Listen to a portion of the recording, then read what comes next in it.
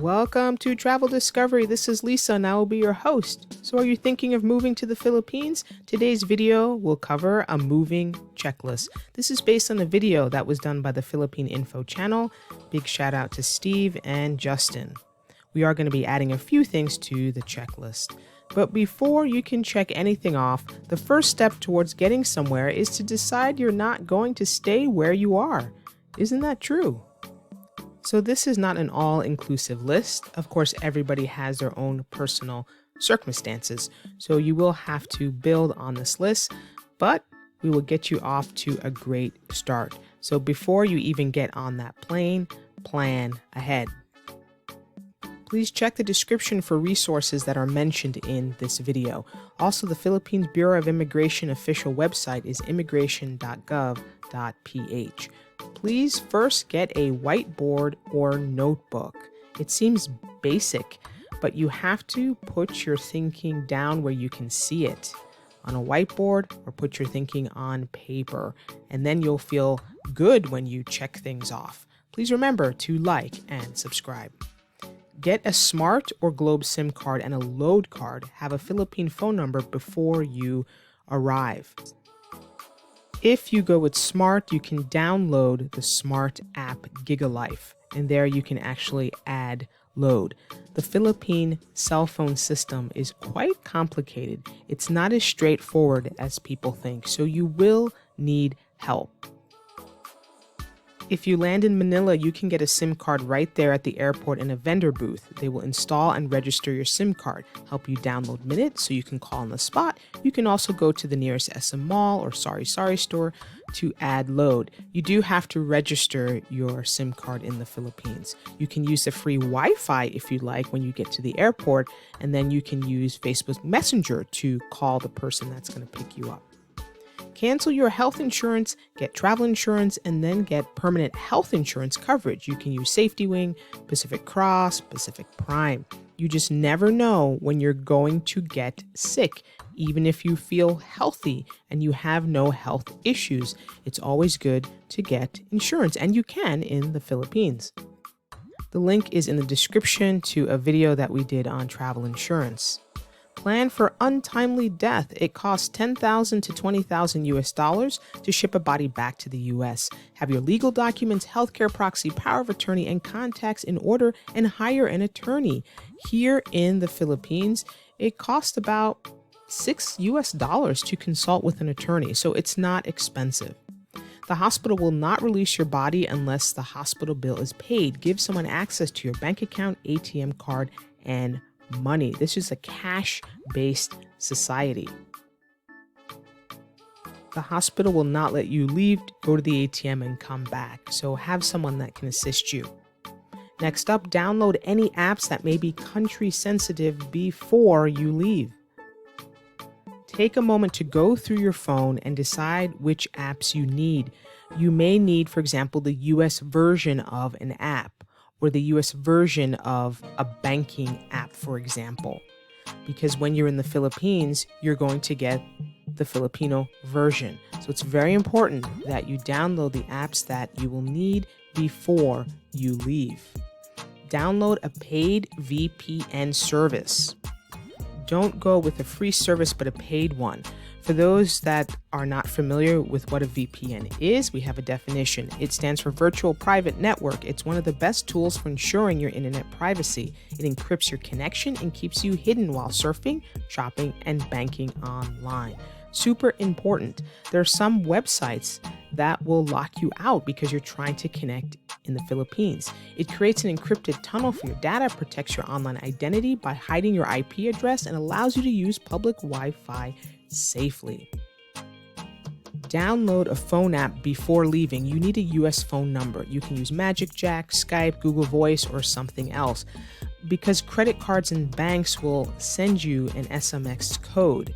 And so sometimes you need that text code to access the website or log in. So it will not take a foreign number often. You need a US-based number. Set up 3 ways to get money. You can use Remitly, Western Union, Zoom, Wise, or any money transfer organization. There are many out there. You can check the link in the description. It's important because you may get locked out of one. You might lose your ATM card. Your bank could freeze your account, suspecting fraud. So make sure you have multiple ways to get your money.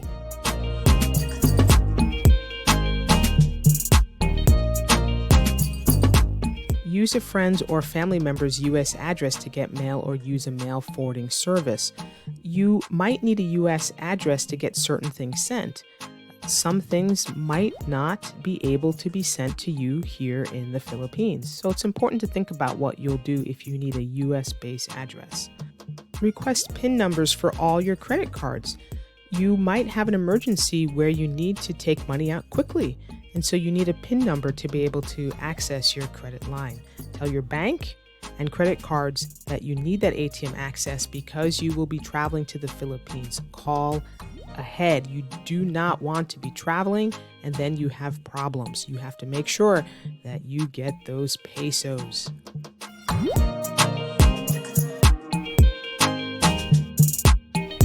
One suggestion is open an account with a credit union. State Department Federal Credit Union works with expats. They know that you'll be living or traveling overseas, so go ahead and contact them. Learn to use Facebook Messenger. Businesses use Facebook and often do not have their own website or phone number. Often, if they do have a phone number, it doesn't work. Remember, the Philippines is the #1 user of Facebook in the world. We did a video about it. The link is in the description. So sign up for Facebook, even if you don't plan on posting, because you need to be able to contact businesses here, and you need to get comfortable using Messenger. Renew your passport so it won't expire while you are away. Even if you have, for example, 2 years left on it, go ahead and just renew it. That way you don't have to be bothered when you're overseas having to renew it. So if you have a year or two, go ahead and just renew it. That way you don't have to think about that when living abroad. If you are applying for an SRRV retirement visa, be sure to have necessary documents apostilled with the State Department. And what does that mean? Well, basically, it's a fancy way of saying you need a notary. It's like a high-end notary that can be done at your state secretary's office. Please check the link to Steve's video about the SRRV. Get your U.S. driver's license with a motorcycle endorsement before you leave. It's easier if you have that endorsement if you plan on riding a motorbike here. Please know e-bikes, electric bikes in the Philippines don't need to be registered at this time, so you can just charge, hop on, and go. No registration required. Get your international driver's license with AAA before you leave. You can use it as ID. It's a great way to rent a car. So if you have that, it's nice because it's also translated in other languages. Bring plenty of clothes if you are large or tall. Please remember the Filipino people typically are small and short, so you'll have a tough time finding extra large or extra large here in the Philippines. The sizes are not the same, so bring large clothes. Bring constipation and diarrhea pills. Of course, you never know when you're going to eat something that doesn't agree with you. And this really can happen traveling anywhere in the world. And also, you might not be used to the increased water intake, so you might get constipated because you're just not drinking enough water because the Philippines is quite hot here. So good idea to pack those pills. Check with your doctor what shots you may need. Currently, at the time of this recording, there are no vaccines required to enter the Philippines, but there are some that might be worth getting, so check with your healthcare provider. You may also need an onward or throwaway ticket. So when you arrive in the Philippines, you have to show that you have the ability to fly out if necessary. So to check for those throwaway tickets, check places like Singapore, Taipei. That way it's not costing you too much. Check the immigration website for further details on that. You need a transformer. Philippines is 220 volts, the US is 110. So check also your country of origin. The plugs are not the same, so you might need what we call a converter. Anything labeled 110 to 220 can be used in the Philippines. Some items you can change them manually. Check, for example, like a printer, check the label. Computers are meant to be used internationally, so usually that's not an issue, but do not just plug anything in the Philippines. Ship Balikbayan boxes, great way to send your stuff. $100 a box, typically takes 2 to 4 months. It's a door-to-door service, no custom fees, and unlimited weight. We did a video on this. Check the link in the description. Do not ship your car, sell it.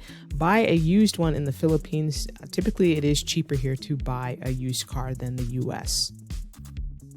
So sell your car, do not ship it. It's way too expensive. Obtain new, crisp, and never bent $100 bills to exchange at the money exchange places. They will reject bills that are torn, old, or bent. So make sure when you touch down, you can exchange some cash right away, but make sure the bills are crisp in whatever currency. Xerox copies of your passport, birth certificate, and other important documents. It's important to have those copies in case you lose it, or sometimes you don't want to run around trying to find a copy machine. So if you have that in place, you'll be ahead.